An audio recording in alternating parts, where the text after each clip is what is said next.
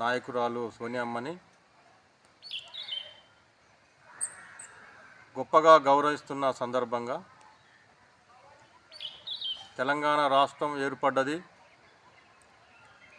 పాలన సౌలభ్యం కోసం.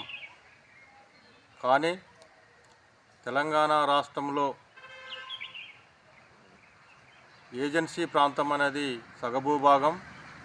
ఈ సగభూభాగంలో ఉండబడినటువంటి ఎస్సీ కులాలకు తీరని అన్యాయం జరుగుతూ ఉంది.